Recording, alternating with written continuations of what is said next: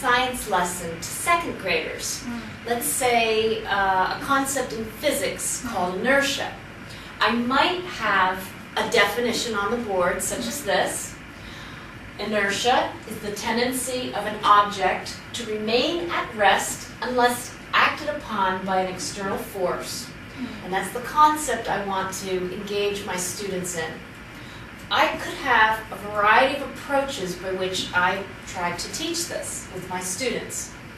Now, with differentiated instruction, which is a teacher's response to learner needs in my classroom, I have to find a way to meet those learner needs in the room and apply this definition.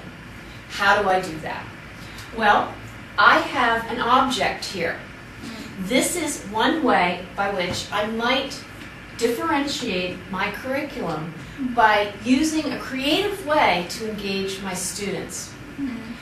This is something that I might do with Pinocchio here. He's a marionette string puppet. I could also demonstrate Pinocchio with all of the learners. This would be based on readiness, interest, or learning preference, learning profile. So perhaps my analytical students in the class might want to learn inertia this way, but I might apply it to the puppet analytically by explaining the definition as I demonstrate it. My creative students might want to act out Pinocchio doing a movement, which we'll demonstrate in a minute. And my practical students might actually want to try to make a Pinocchio puppet with their hands.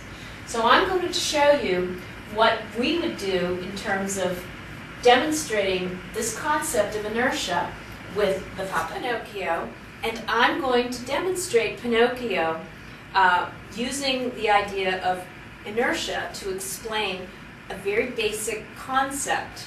But we're going to show you using his arms and his strings and his legs in just a minute.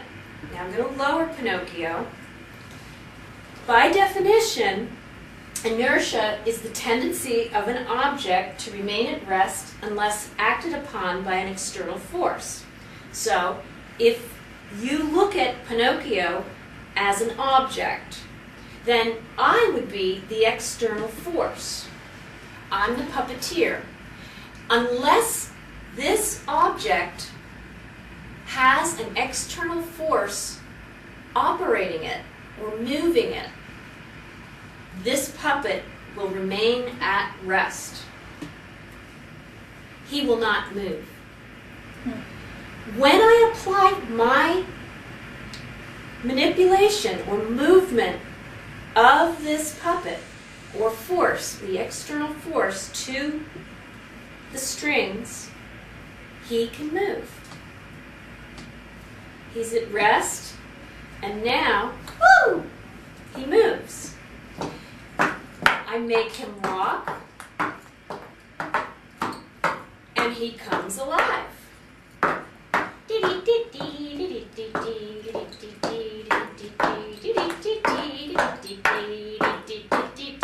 Woo! So, I am helping to show students the laws of inertia.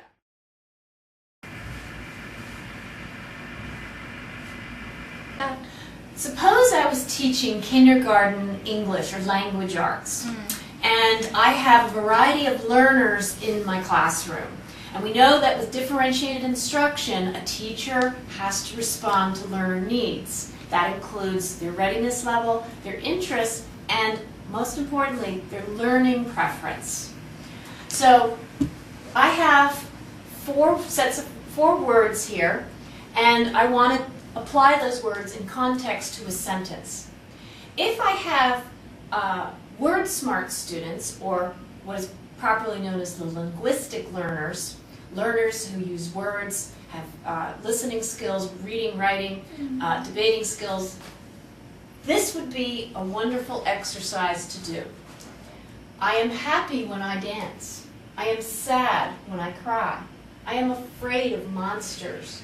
I am surprised when someone says boo. However, if I have other learners in the classroom that might be more kinesthetic. They're body smart. They might be music smart, or very musical, or intrapersonal, or interpersonal, myself smart. The idea of just presenting one way to teach those students would be problematic. How do I address those students? I have Pinocchio here to demonstrate how to meet various learner needs in my classroom when explaining a language arts or English lesson on vocabulary words. Now, the vocabulary words are words dealing with affect. They're feeling words. So the first one is sad. I am sad when I cry. So I'm going to show Pinocchio looking sad when he cries.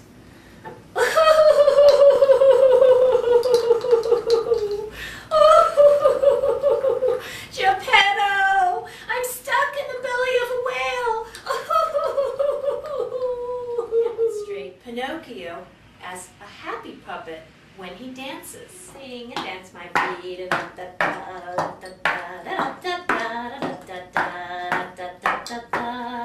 Now the tune is done, the words don't mean nothing.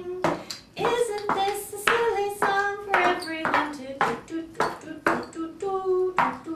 One feeling that's very, very important to explain to kindergartners is the emotion of fear. And we say, Pinocchio is afraid when something scares him, like monsters. Pinocchio is shivering because he's afraid. Oh, monsters! Oh, I'm gonna run away!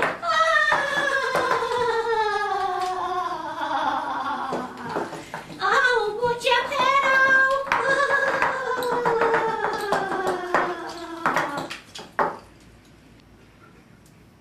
Another emotion is when we're teaching children the word surprised.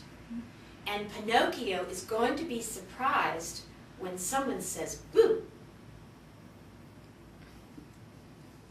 And you're rewarding him 2, 3. Boo! Oh, I'm surprised! Oh, you surprised me! Goodbye. Goodbye, everyone. Just remember, make sure if you want to become a real boy, you don't tell any lies, and you do exactly